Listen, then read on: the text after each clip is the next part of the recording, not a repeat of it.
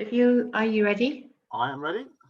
So why don't we get started? So it's over to you. Right. Thank you very much. Welcome to what feels like the first of the autumn series of Institute seminars. Who knew we'd still be locked down in October? But let's press on. My topic is what nuclear magnetic resonance methods can tell us about metabolism and physiology. And it's not really about methods as such, but it is about metabolism and physiology, and it's just a sort of overview of some of the things I do, both in my capacity in the Institute, but also at LIMRIC, Liverpool Magnetic Resonance Imaging Centre. If we were under normal circumstances in the William Henry Duncan building, I would now gesture with my right hand out of the window when you'd see LIMRIC over the road. I thought it might be useful nevertheless to put a picture up, which I got off the website. That's one of our radiographers, Kieran, the console of the scanner. Through that window, rather poignantly, you can see the William Henry Duncan building.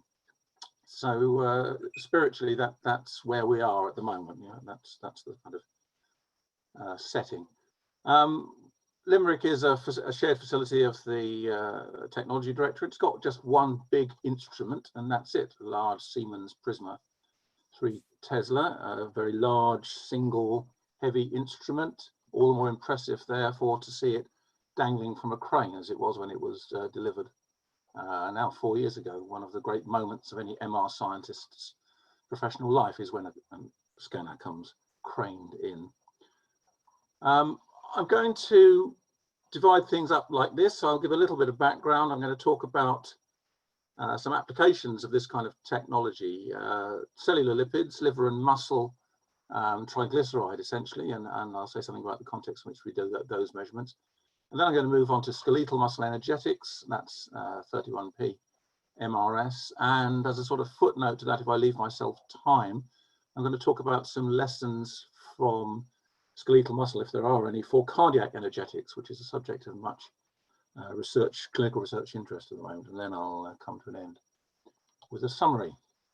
So a little bit of relevant background. How have I come to be doing this here? Well, I had, I think what in retrospect was an excellent scientific and undergraduate medical training, which left me with no real idea of what I wanted to do professionally. So what I actually did was enter pathology training and became essentially a clinical biochemist, which is what I nominally am at the moment. But at quite an early point, I departed drastically from that career track and did a period of essentially full-time biochemical research, looking at phosphate transport to phosphate metabolism in cultured cells. And then randomly that led to looking at essentially phosphate metabolism in vivo by 31p MR spectroscopy. It was a long time ago. I've done MR-based research ever since. I came to do that in Liverpool, a period which core HR helpfully reminds me was 24.24 years ago. So I've been doing essentially the same stuff under various different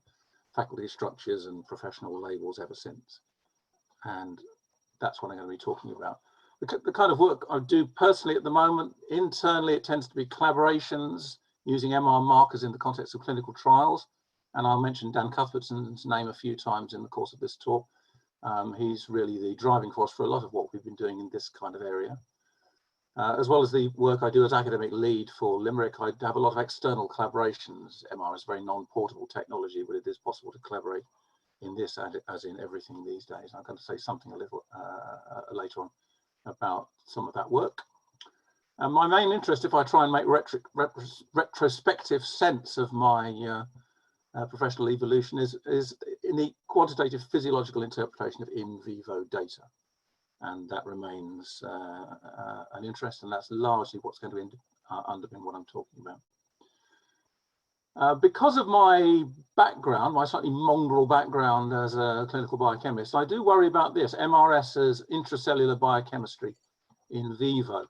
By contrast with clinical biochemistry, which is mainly a blood science, sometimes called that. Blood is obviously an accessible and portable fluid, which can easily be sampled, in which things can be measured quite precisely with well-developed, well-established methods, typically with very good quality control procedures, very good external quality assurance, and the interpretation of them in routine clinical practice is fairly uncontroversial for most part. Known pathophysiological principles, well-established reference ranges, well-established diagnostic and therapeutic cutoffs. So that's what you have, broadly speaking, in clinical biochemistry. What you have in MRS, considered as a way of doing intracellular biochemistry, is quite different. The instrumentation is, of course, massively non-portable, and for in vivo work, you need to take your subject to the scanner, and that's a huge practical limitation. Methods are rarely standardized.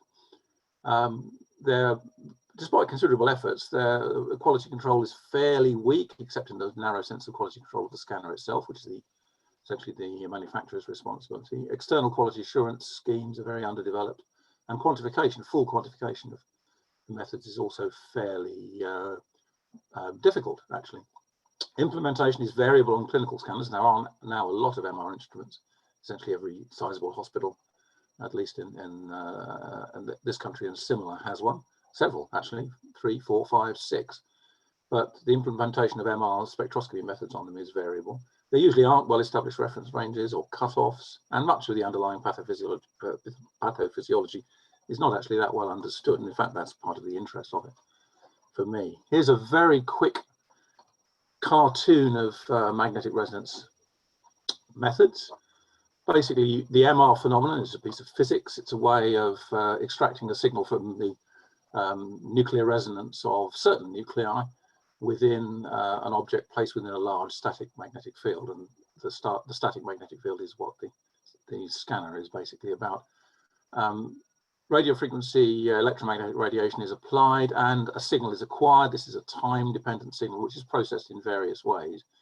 If you spatially encode the acquisition, you've got the whole series of imaging techniques. So there's essentially spatial resolution and a variety of physical properties, the directionality at the anisotropy of the tissue, for example, perfusion, labeling, bulb-dependent fMRI, it's essentially responding to the physical changes that flow from changes in the concentration of oxygen within the blood. So a whole variety of imaging techniques over here. Spectroscopy, which was developed about the same time for biomedical use in the late 70s and 80s, has gone a different way. Here, the spatial resolution is important, but it's not the primary point, which is the differentiation of various chemical species according to their chemical shift. That's the frequency axis running here, and I'll come back to muscle spectra later on.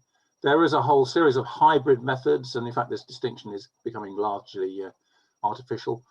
Spectroscopic imaging involves the biochemical measurements in a more spatially differentiated way than simply a block of tissue underneath a surface coil. So there's a whole series of techniques, and you can see that this plays into the natural desire of humans of all kinds, but radiologists in particular, for pictures and, in this case, color maps of metabolite concentrations.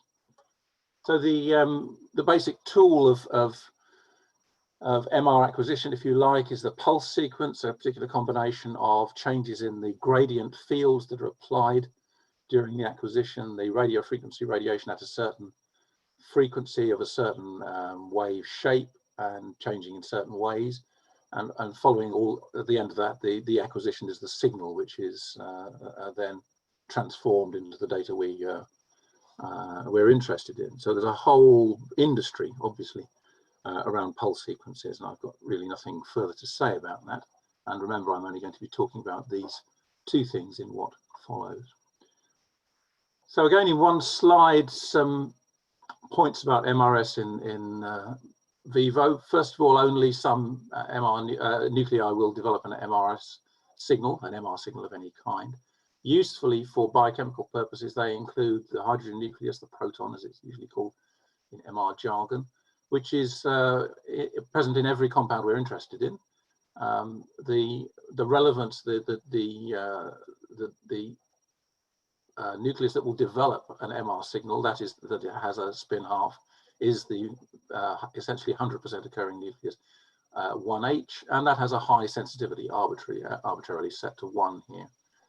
13C is ubiquitous in the sense that everything we're interested in contains it. It has a very low abundance, so only about 1%. of naturally occurring carbon is the carbon-13 that will generate an MR signal, and the sensitivity is quite low as well. And there's almost no role for carbon-13 that doesn't involve some kind of tracer technology. 31P, which is what I'll be talking about quite a lot here, has got many interesting metabolic roles. Obviously, not everything contains phosphate, and essentially all phosphate in nature is 31P. The isotope will give the MR signal, so that's quite useful. It's moderately sensitive, usably sensitive.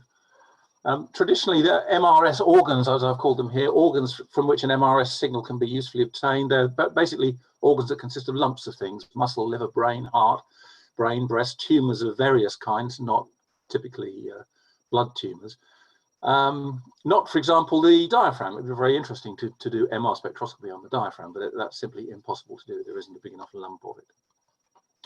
Quantitation is a huge issue with MR spectroscopy.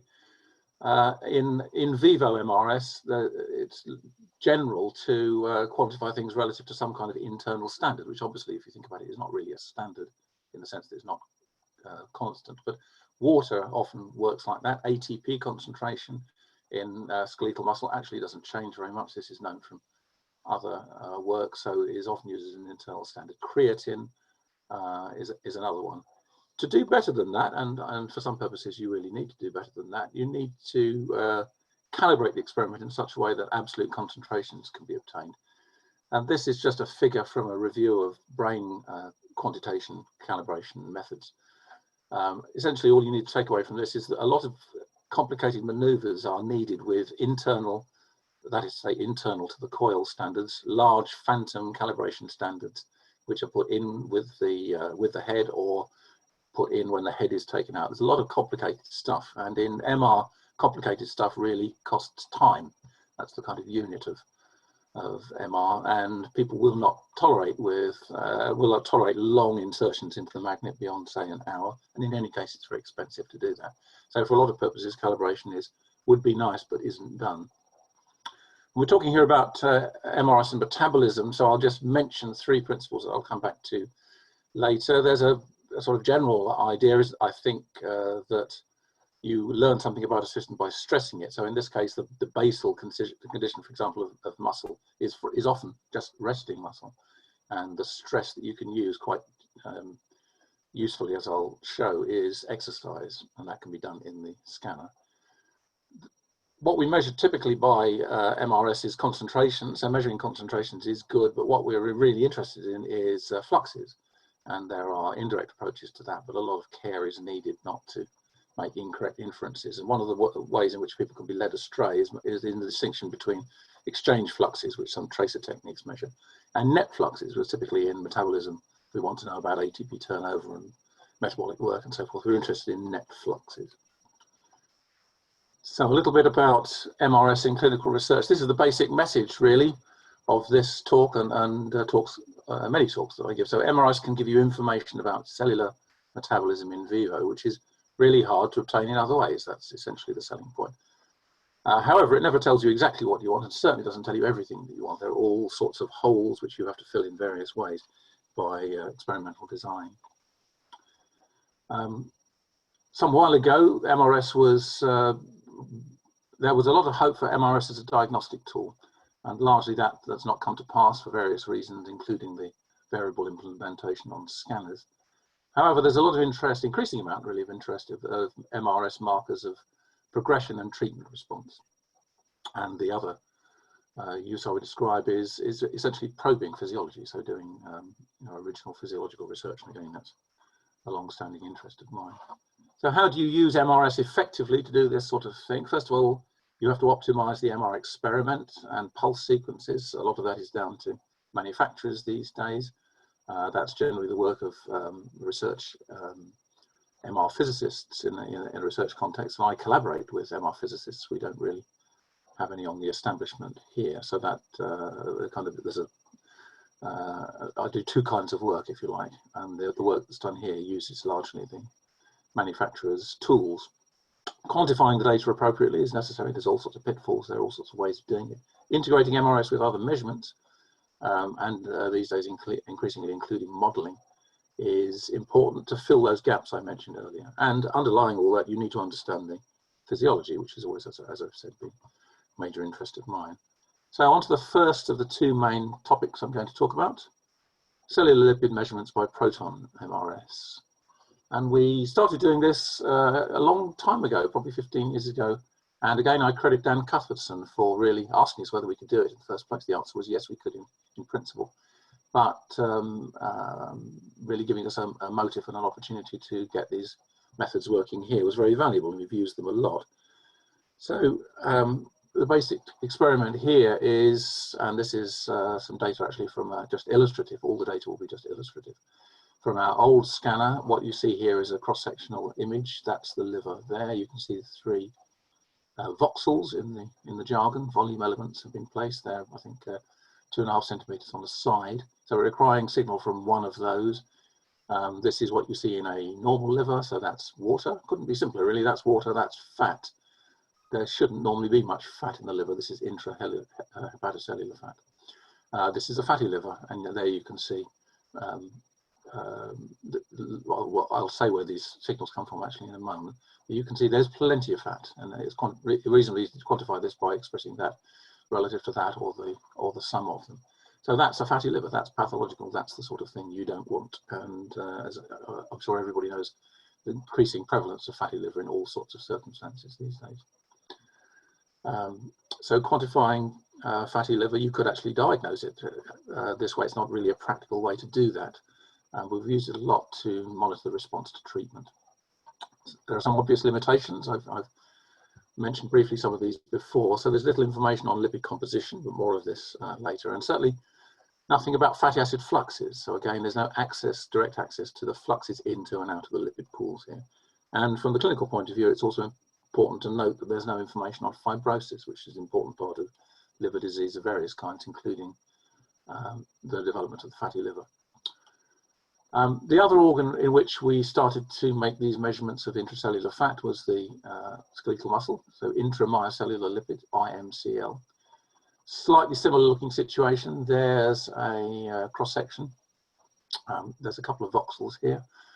What you see in the proton spectrum is here fat. We don't see water because we've suppressed that by choice of acquisition sequence. What you can see actually is choline and creatinine, and it's conventional to use creatine, sorry, not creatinine. It's conventional to use creatine as the internal marker in skeletal muscle. Again, there are pros and cons, but we need not dwell on those here. And what you see here, as you do typically in MR experiments, is components of this peak due to known concentration, to known quantities, to known chemical species, in this case the CH3 and the CH2s of intramyocellular fat, IMCL, and extramyocellular fat. They're in a different physical environment, so their resonance frequencies are slightly different. They can be separated. As I've said, we're usually quantifying these CH2s. So, you know, in a fatty acid chain within a triglyceride, there's lots of those. There's therefore a relatively large sequence signal from those. And this is the kind of thing we do. This is based on work by others, extensive phantom work, various kinds of phantoms of known composition, experimenting with various kinds of fitting routines, putting in the information that we know about the peaks that we know. The variable is the concentration, essentially, and so that's the fitting routine, and there are various software fitting routines available for this. That gives you your peak intensity, and then expressing that peak intensity relative to some kind of internal standard will give you the concentration or the surrogate for it. So in skeletal muscle, this has a complicated relationship to training state and to insulin resistance. It has a complex role in the metabolic biochemistry of the muscle cell. We'll come back to some of that later. So a couple of studies that we've done here in Liverpool. We've done actually quite a lot of these. This is just two. This we did a while ago, a study of acute reduction of physical activity, reduction of normal step count greater than 10,000 a day to 1,500 steps a day. What I want to say about this is that this is a pilot so successful that it's now been essentially rolled out over the entire world. So it's very timely to be discussing this. At the moment, of course, doing 1,500 steps a day is not good for you.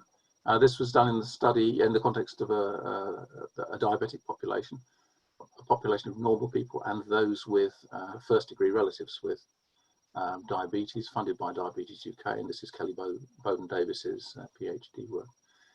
So there's a figure from the paper, but all I want to draw your attention to is the change in liver fat here in these two groups, those with and without first-degree relatives with diabetes. This is step reduction, and this is the resumption of activity after those 2 weeks. So we've got a reversible reduction in, well, actually several things, because this is one of those multimodal studies with a number of measurements reinforcing each other, supporting each other. Reduction in insulin sensitivity, both muscle and liver. Cardiorespiratory fitness measured in the conventional ways, lower limb mass, and the relevance here is an increased central, that's an MRI-based measurement of fat distribution. And liver fat, and that there is the liver fat measurement. So it goes down. It's actually not very easy to see, is it here? It goes down, so it goes up during a step reduction and then down again at the end of a period of rehabilitation. So there's a lot of interest in this kind of physiology. I should say that those with first-degree relatives with diabetes accumulated more fat in an android pattern and more liver fat. So this is from a review article that Kelly and some of us wrote following that kind of work. There are a lot of interactions here, interactions between the adipose tissue, the liver, the muscle, glucose metabolism, AMPK activation.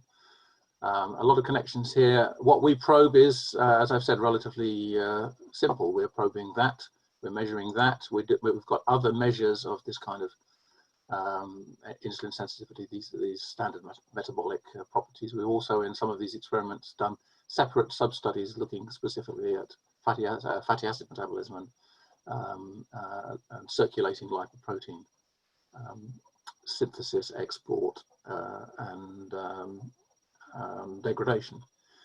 So, general limitations, static measurement, I said, no information on fluxes, is all inferential, and the importance of multimodal measurements. So the other study, just to mention as an example, the study of exercise training. Step reduction is obviously a bad thing, but was interesting because of the relationships between sedentary status and ill health of various kinds. So exercise training you would expect to do some good, and this was a study funded by the European Fund for the Study of Diabetes, looking at a variety of endpoints in a moderate intensity aerobic exercise program versus conventional lifestyle advice. So again, no details here, but a number of things changed in a beneficial way.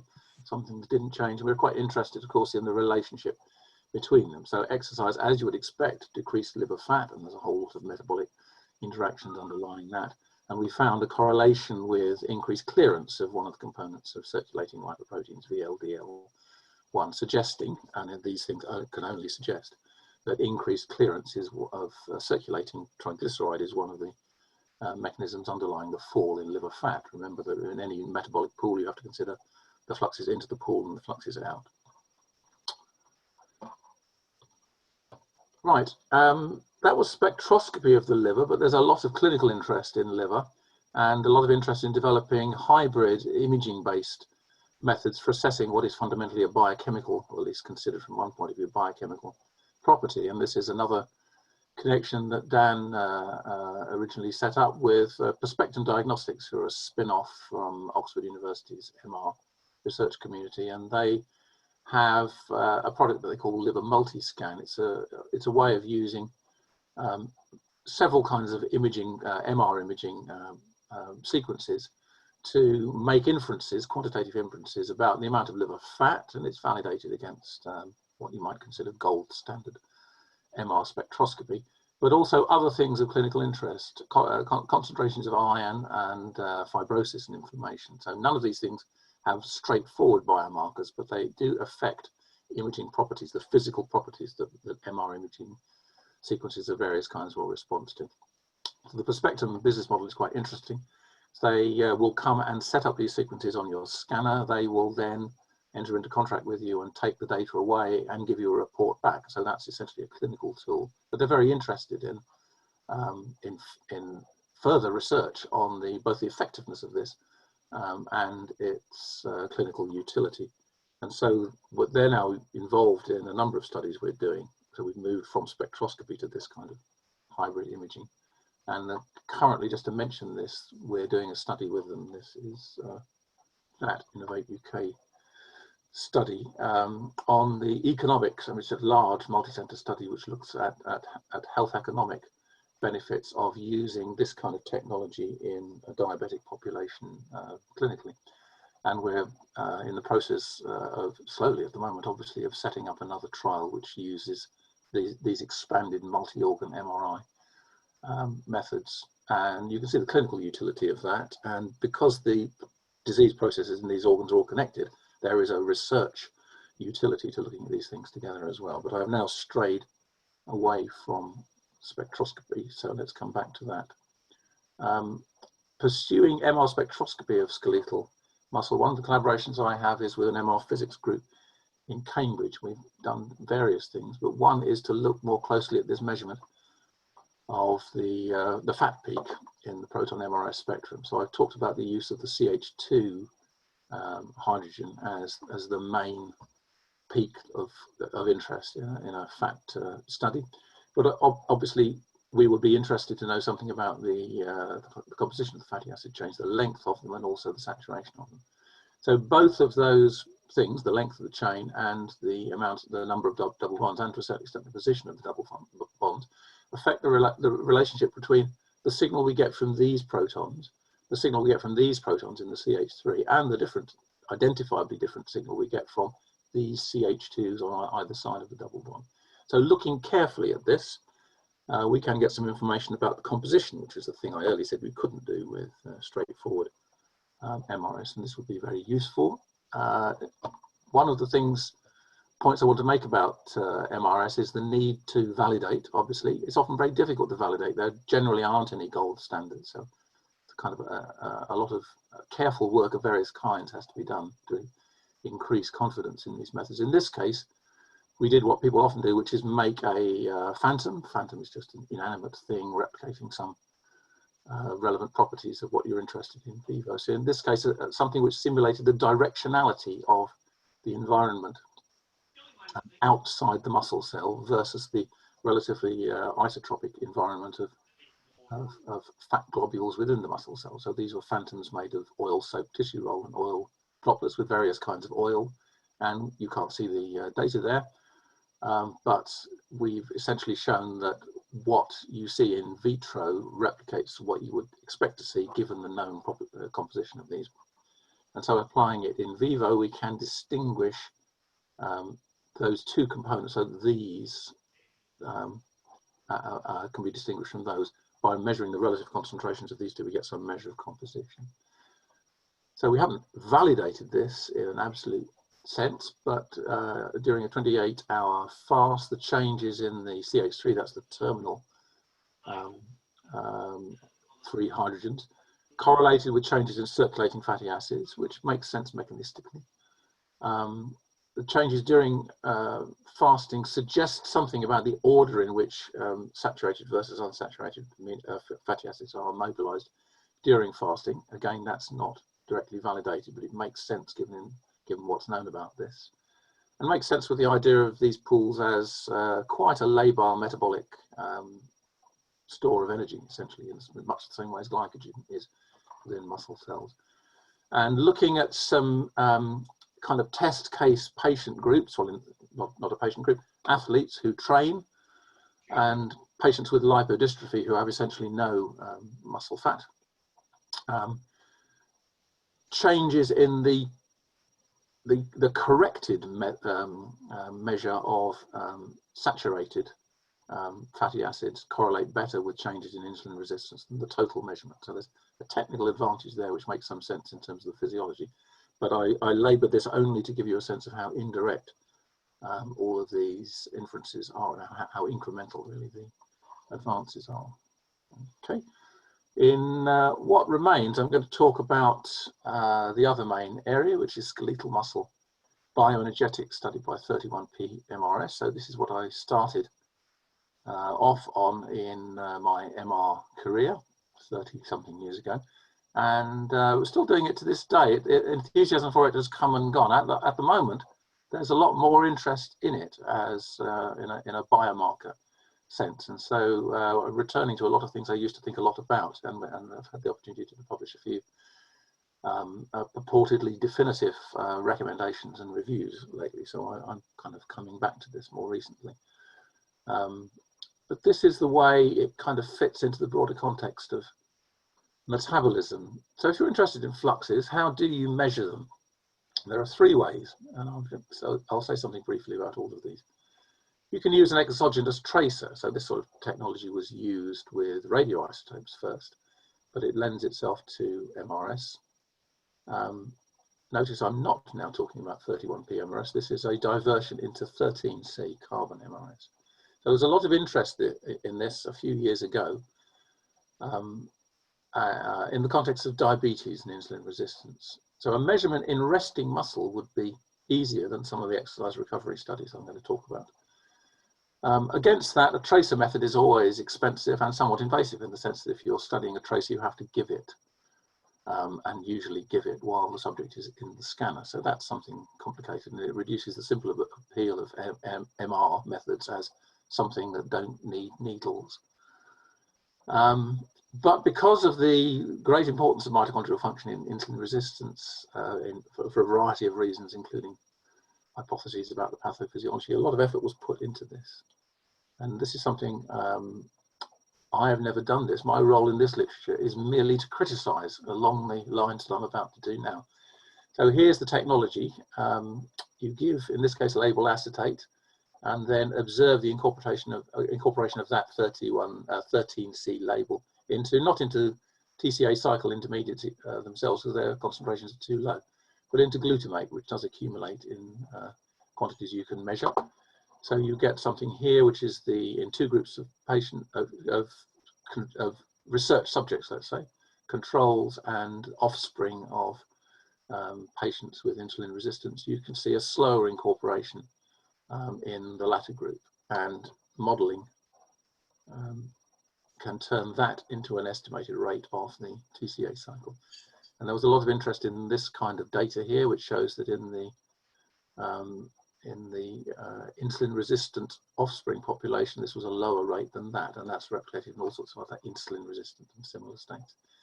So that's something going metabolically wrong with the skeletal muscle, with a fundamental aspect of skeletal muscle energetics in an important health condition. So that there's no doubt about that observation. The question is, what does it mean? So I think this is now not controversial, but essentially I think it means nothing about that's relevant to mitochondrial function and its possible role in the development of insulin resistance, because skeletal muscle, I'll expand on this in a moment, is essentially an ATP supply and demand system dominated almost certainly by ATP demand over here.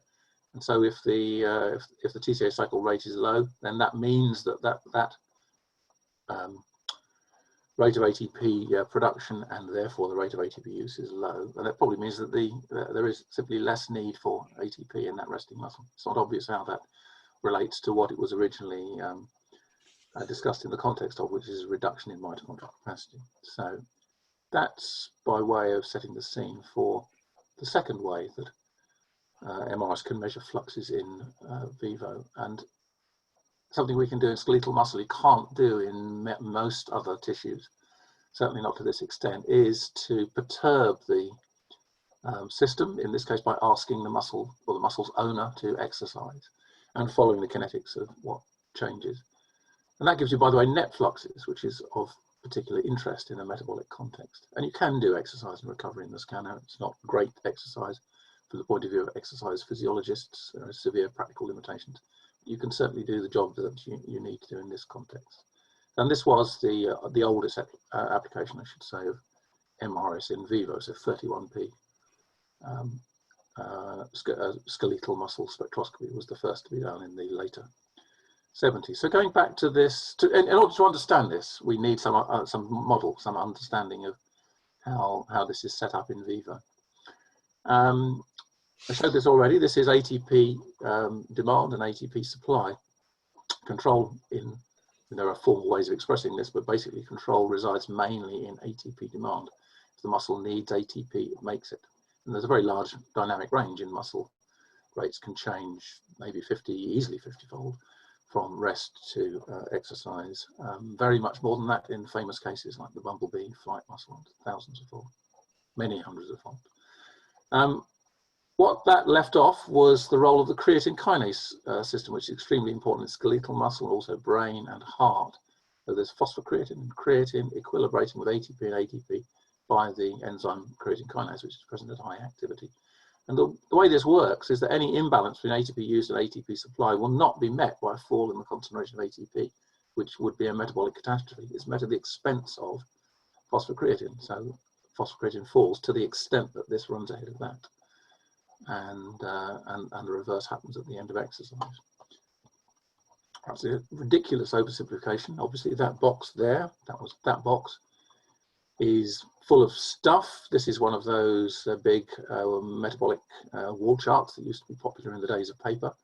So there's all that to it, and there's the underpinning translation and epigenetics and translation and so forth. All of that stuff. There's all of the control relationships. You could do another map of positive, negative feedback, stimulation, inhibition. It's ridiculously oversimple, but this approach nevertheless works reasonably well. And I'll just point out, because I like that ATP supply and demand usage model. You see a lot of things like this. This is from a very good review from the Oxford group of cardiac bioenergetics, stressing the physical organization of the components of the mitochondrion and the way that sits within the physical organization of the myocyte. So all of that is, of course, true and important.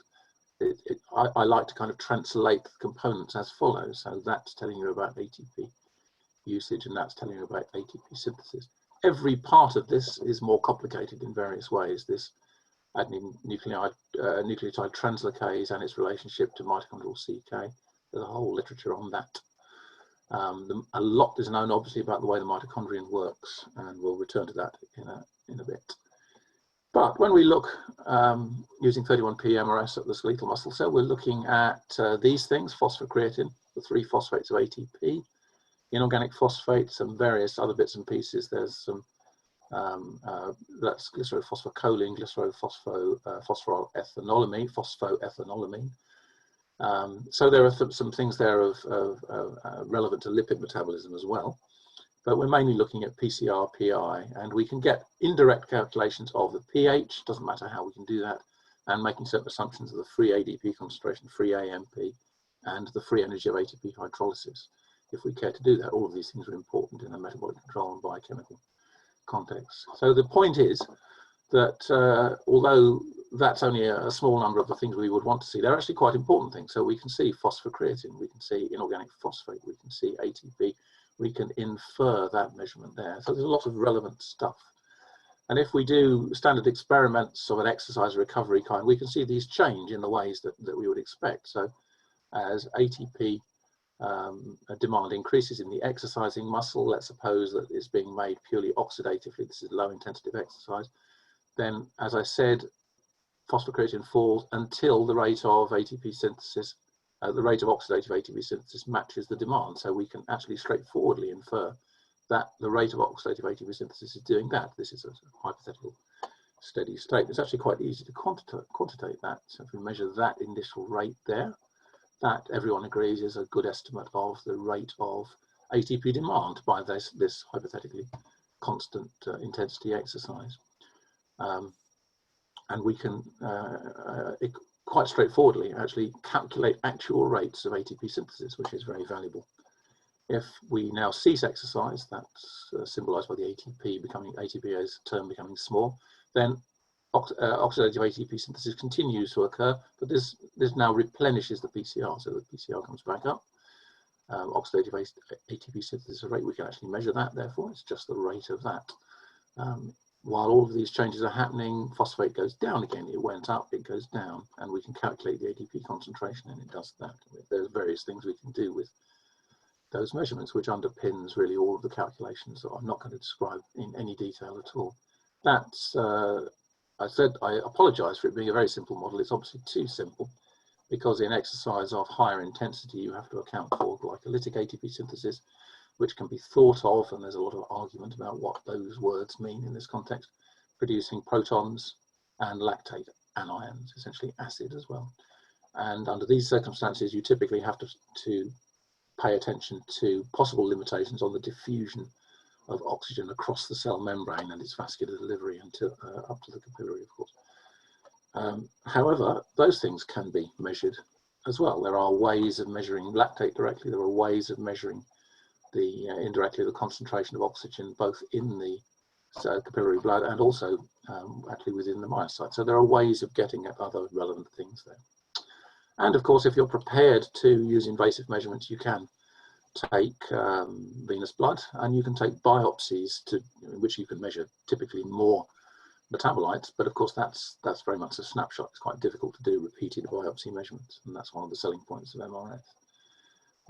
So I've indicated the kind of calculation we can do on ATP turnover. I won't go into it, but if we consider the acid-base physiology of this system, the involvement of protons in the passive buffers of the cell in the CK reaction and leaving the cell, then we can do similar calculations which give access to some of those other quantities.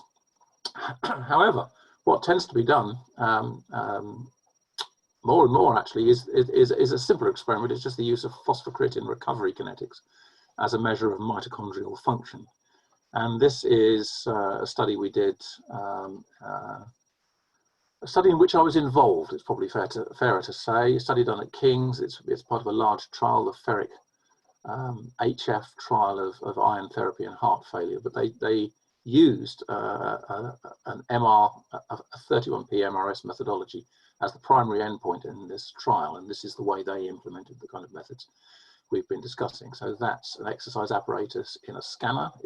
The exercise is just knee flexion. There's a weight under over the ankle there, so it's quite straightforward but effective at doing the job, which is to basically perturb the system. PCR in this stack plot, so-called, falls during exercise and then recovers at the end of exercise. Can't see that. Well, there, recovery. This is a large data set, produces a lot of data points, so that's something that's changed a lot in the last few decades. Very many more data points, much better time resolution. So in summary, leaving this behind, if we look carefully at the underlying physiology, we can make some calculations, I won't say how, of lactate and well, proton acid efflux from the cell. That's interesting. We can say something about the rate of glycolytic ATP synthesis. That's interesting. We can say something about contractile efficiency. We can measure ATP turnover. We can measure force. We can also say something about mitochondrial capacity. I'm going to go on to that next. That'll probably be the last thing I mention. And we're actually some fundamental aspects of the intracellular buffering mechanisms are also accessible by 31p MRS. I hope I've done enough to say how you need to be careful about localization, the kind of exercise, quantitation, the assumptions you make, and the underlying pathophysiology. I was going to describe a third way of using MRS to measure flux, which gives a misleading result. But actually, since that's my main message, I'm going to move on. I'm not going to say anything about that.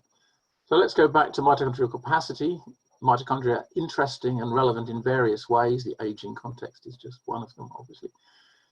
You can also always take a biopsy. You can measure mitochondrial numbers, respiratory chain components. You can do all of that sort of stuff. You can incubate the mitochondria and you can measure maximum rates, for example, of oxygen consumption or directly of ATP production. That's an oxygen consumption figure there. You can do all of those things. You can measure maximum rates of oxygen consumption in vivo. Directly, you can do this for the whole body. Of course, the exercising muscle is then only a part of the component. This is essentially whole body respirometry. You can also, if you can do this, and if you could persuade someone to undergo it, you can sample directly. Here, a cartoon showing femoral artery and vein sampling. You can sample what's going into the exercising muscle and what's going out can measure the blood flow, you can do AV difference calculations, you can do all of those things. That's quite hard and quite difficult to do in a clinical context. So for a long while now, the prospect has been attractive of using 31P to get indirect measures of mitochondrial function from kinetic measurements of the kind that I've been describing. And this is now the most straightforward, I think, and the most used application of 31P MRS.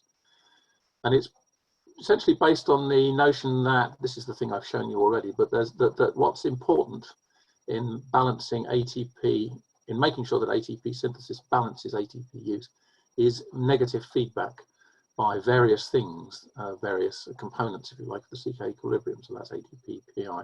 So a lot of argument, a lot of debate, slightly unproductive, interesting, but slightly unproductive about exactly what the right way to describe these feedback influences is. And recent computational approaches haven't actually thrown very much light on this.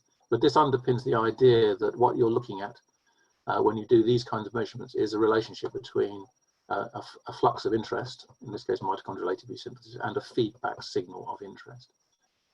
And there are various ways, again, a lot of slightly unproductive discussion about various the ways you can do this, but basically the PCR recovery kinetics post-exercise reflect mitochondrial capacity in the sense of maximum rates of mitochondrial ATP synthesis. And the analogy is with what you would get if you were able to do, for example, this is one way of analyzing it, what you're able to do if you could do when you do an in vitro experiment, alter the ATP concentration, measure rates of oxygen consumption or ATP production, you've got this kind of Michaelis-Menten relationship. You can get that kind of relationship out of PCR recovery data. It's tempting to equate that extrapolated rate with with a maximum rate of oxidative ATP synthesis as you would do in the in vivo situation. It doesn't matter how you do this. I've published extensively on various ways of doing this and how they all amount to the same thing, basically. But the simplest way is actually to look at the exponential rate constant, or in this case, the half time. And this, the ferric HF2 study, looked at this as the primary endpoint. Quite impressively, this was the primary endpoint. And what this shows is in a group of heart failure patients given a single infusion of iron, an infusible iron preparation, show an improvement, that down in this case is an improvement in intrinsic mitochondrial function within the skeletal muscle, whatever that means, but it's not related to hemoglobin, it's not related to cardiac function. So that was a useful, that's why the endpoint was chosen, and it was quite a useful positive result. I'm not going to say anything about high field. We can't do high field work here, 7 Tesla as against 3 Tesla. But various things are more straightforward. Time resolution is better, spatial resolution is better, so you get in that sense better quality data. But every time we do an experiment at 17, compare it with what we got at 3T, we just find things are more complicated. So we can now do these sorts of analyses. This is rates of ATP turnover calculated in various, calculated in 2 different muscles in a variety of subjects. So we can find the same pattern. This is the thing we used to be familiar with from our graphs of mean plus or minus SE data. But we're now seeing this in individuals. And one of the things that's obvious is that things vary a great deal between individuals. They beyond the scope of experimental error to explain. So there's a genuine variability there in nature that we can now see clearly. So in summary, what 31P MRS can do in muscle is measure some resting metabolites. By careful analysis of kinetic responses to exercise and recovery, we can get at quite a lot of useful things. I sometimes call these physiological, sometimes call them metabolic. They're on the boundary between the two, I think. A number of interesting properties relevant to the function of muscles in vivo, in aging and in disease. General principles are there's no gold standards, and validation, as I've suggested in a couple of ways, is often indirect and difficult. You often have to assume one thing in order to calculate another. I'm unusually interested, I would say, in what those assumptions are and how they work with each other. And that to me is actually itself an interesting area of research. Generally speaking, patient control or pre-post comparisons in a situation like this will be much safer than absolute estimates, and that's the case. What will make this better? Things have changed over some decades. Better signal to noise, better resolution, multiple modalities. There's much more scope for doing this. You get a much better picture of a complicated system if you bring a number of methods to bear on it. Systematic tests of assumptions, that's really my own interest. So, and support by computational modelling has been, I would say, slightly disappointing in that there have been no real insights, although it is possible to model a lot of this stuff. In 5 minutes, I'm going to draw attention to 3 curious points about the 31p cardiac muscle literature at the moment. So there's been work on skeletal muscle for 3 or 4 decades now.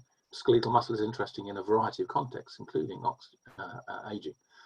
But so is cardiac muscle, and there's been a lot of work and a lot of instrumental innovations being driven by the commercial imperative to service the cardiac clinical research and clinical communities.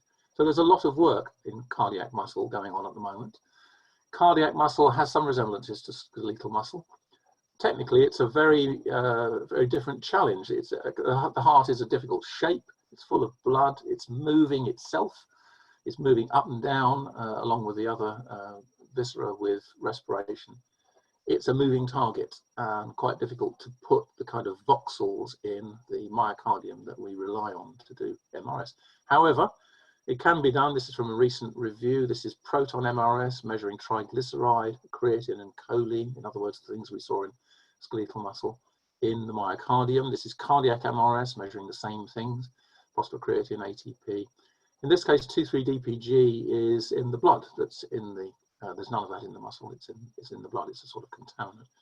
But by careful work with state-of-the-art equipment, you can make these measurements. There are 3 things which have turned out to be prognostically useful. One is the creatine concentration, which is reduced, for example, in this example, in a hypertrophic cardiac myopathy, and it's of prognostic significance. My question here is, why does this matter? It probably does reflect creatine uptake, and that's perhaps quite a high-level function of the cardiomyocyte. But in the sort of classical, I use classical here to mean the kind of models of skeletal muscle metabolism that I've been talking about. Changing the total creatine should only affect rate constants. Actually, it shouldn't affect anything that you might reasonably call mitochondrial capacity. It's independent of mitochondrial function. However, it is a fact that a low total myocardial creatine content reflects, what you might call metabolic stress or incapacity, and that's genuinely prognostically important. So there's an intellectual puzzle, I think. Why that is so is unexplained so far. So that's the first of my 3 puzzling things in cardiac MR slides. This is another one. So the PCR to ATP ratio predicts mortality in this example, a dilated cardiomyopathy. And you can see here is a Kaplan-Meier chart here showing actually very different mortality in groups with a low PCR to ATP ratio and a high PCR to ATP ratio.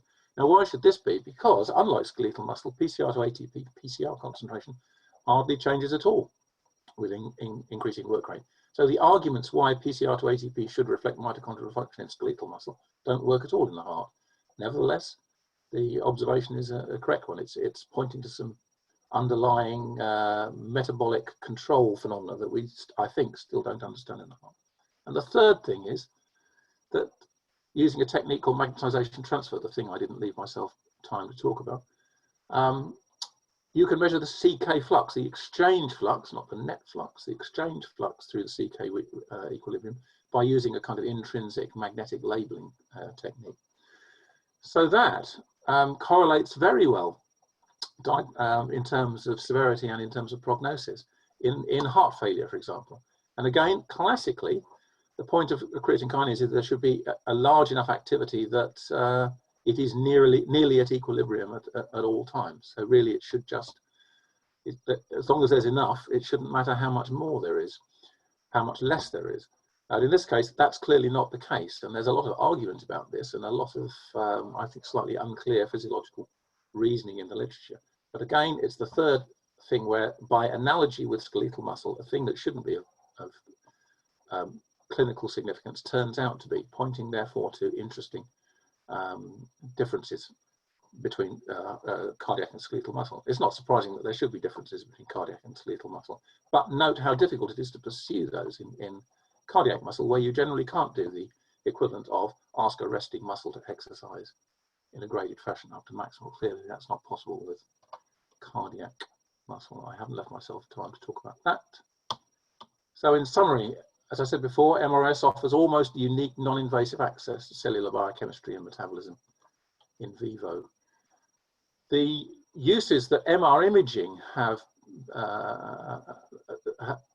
the uses of MR imaging have driven enormous technical innovation in equipment and applications. There hasn't been that pressure on MRS, so technically speaking, it lags. That may be changing, especially now with high field scanners and the thing I didn't leave myself time to talk about, which is dynamic nuclear polarization, a tracer technique that offers much, much, much higher signal of noise. So I think we'll continue to see more of this sort of thing. From my point of view, exploitation of these methods in clinical research and clinical practice will require better quantitative understanding of the measurements. That's kind of obvious from what I've said.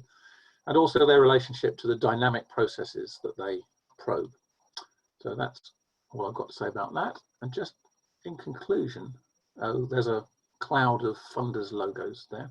I showed you that, just to finish with, I showed you that picture. That's actually from the LIMRIC website. I had to take a screenshot on this computer, the same computer I'm using to talk to you, in order to put this slide in.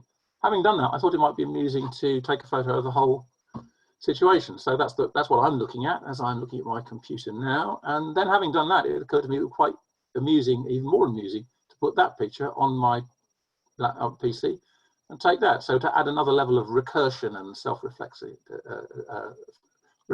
to the whole situation.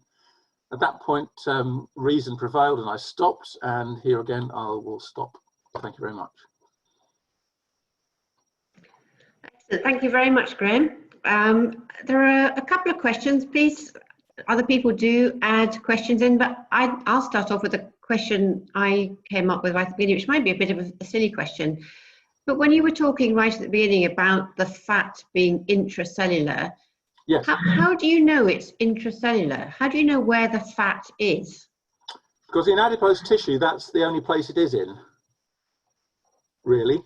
And in a lot of tissues that become fatty, what you're actually looking at is sometimes adipose tissue within, you know, the organ.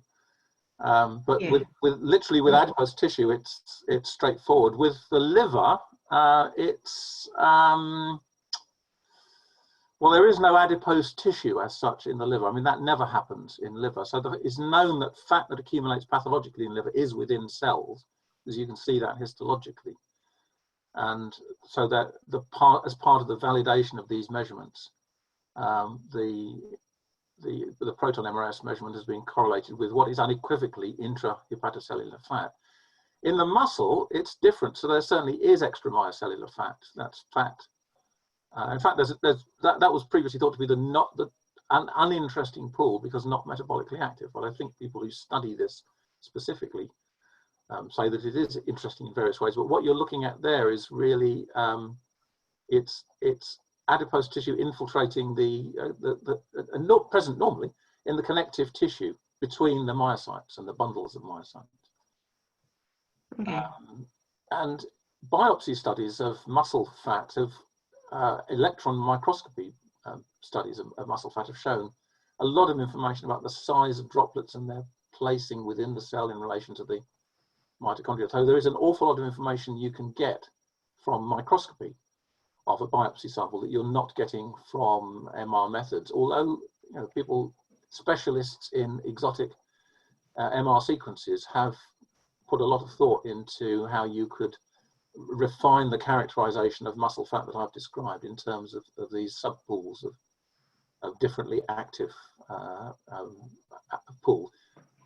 So just following on from that, so is there just some other questions that are coming up in relation to this? So is the fat like a sort of lipid droplet, or is it?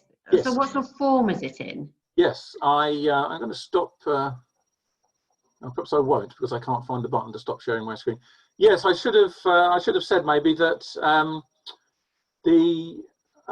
what MR picks up normally is freely mobile things in aqueous solution. That's obviously not true of fat.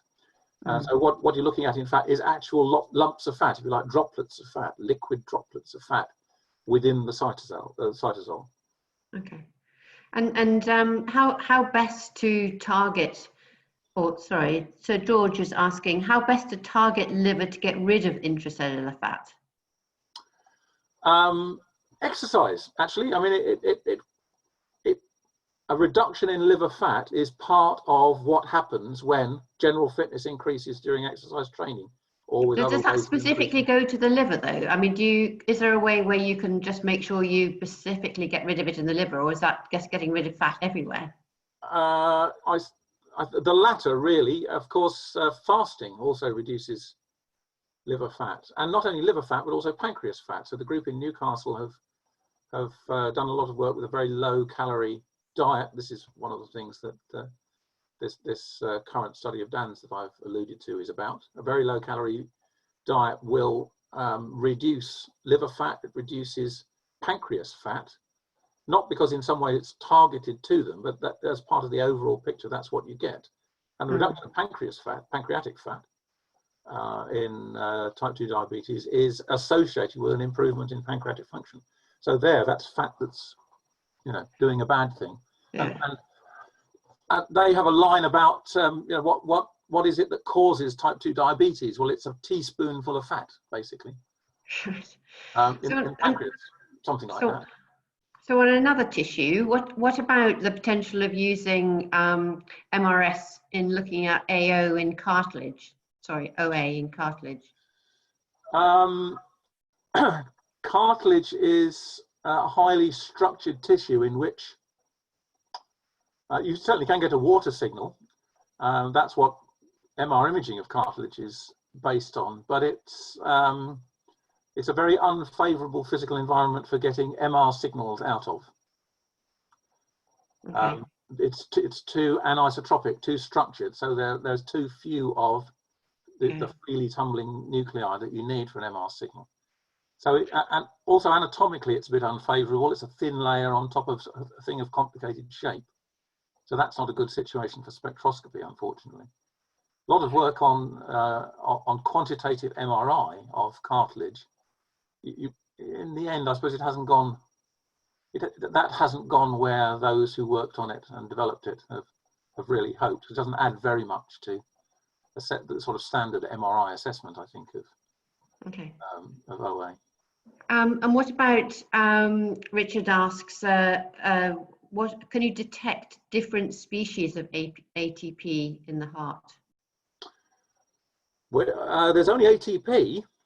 That you can detect ATP sometimes or you can get indirect evidence of ATP in different compartments. So he's talking about magnesium ATP or calcium ATP. Right. No, the different ionic forms. No, they all contribute.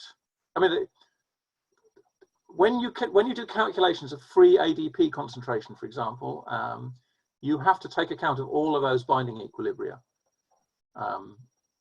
But you can't distinguish them because none of them make distinct peaks. The reason the 3 phosphates of ATP form distinct peaks is that the electronic environment of the phosphorus nucleus in the 3 phosphates is slightly different. So that the local field is different. So the resonance frequency is different. That in principle would be so, now I think about it, between different ionic forms, magnesium, potassium bound, for example, but it's not,